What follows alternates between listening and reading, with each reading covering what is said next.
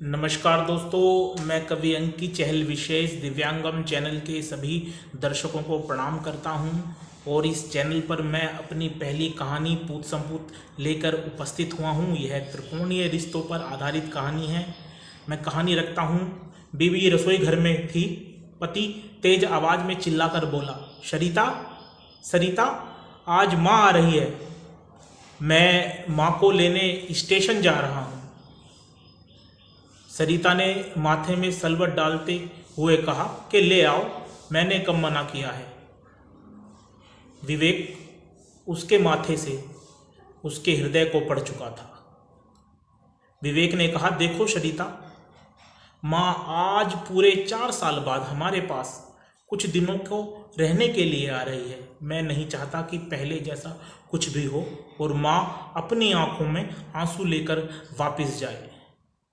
सरिता तिल मिलाकर बोली, तुम्हें क्या लगता है गलती मेरी थी? तुम अपनी मां की गलती क्यों बताओगे?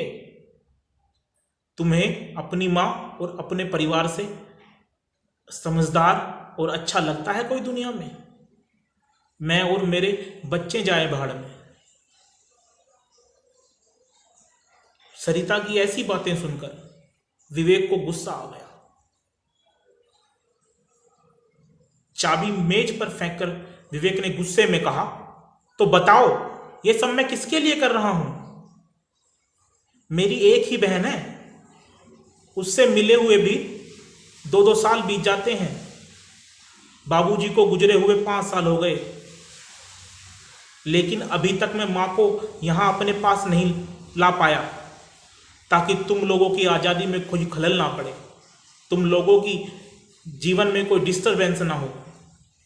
और तुम कहती हो मुझे मेरे परिवार वाले चाहिए। और सुनो, मेरा एक ही भाई था जो मुझे यहाँ इस शहर में लाया, जिसने पढ़ा लिखा कर मुझे इस काबिल बनाया कि आज तुम लोगों को हर सुख सुविधाएं मैं दे रहा हूँ और अच्छे से तुम लोगों का भरण पोषण कर पा रहा हूँ। उस भाई के मरने पर भी कभी 2 पैसे का सहारा उसके बच्चों को नहीं लगा। और तुम कहती हो कि मुझे मेरे घर वाले चाहिए। क्या मुझे पता नहीं है कि मां के यहां आने पर तुम लोग मां के साथ कैसा सलूक करते हो? यहां आकर भी मां को अपनी 2 रोटियां खुद ही बनानी पड़ती हैं, तो धिक्कार है ऐसी औलाद होने पर। इसमें तुम लोगों की गलती नहीं है। मैं ही अपनी मां का लायक बेटा नहीं बन पाया। और सुनो, बचपन में रात में मुझे उठकर रोटी खाने की आदत थी। उसमें कभी ऐसा नहीं हुआ कि मैं रात में उठा और मुझे रोटी ना मिली। मेरी मां हमेशा 2 रोटी मेरे लिए बनाकर रखती थी। पहली बार विवेक का ऐसा रूप देखकर सरिता आश्चर्यचकित हो गई और एकदम से सरिता ने चुप्पी साध ली। मां वहीं दरवाजे के पास खड़ी होकर अपने बेटे विवेक को अपने लिए जिरह करती हुई देख रही थी। मां की आंखों से आंसुओं का सैलाब उमड़ पड़ा था। मां ने अपने आप को संभालते हुए आंसू पोंछते हुए दरवाजा खटखटाया तो देखा पूरे घर में अजीब सा सन्नाटा है। विवेक ने अपने विवेक से सब कुछ बदल दिया था। आज मां को पहली बार लग रहा था कि वो अपने बेटे के घर आई है।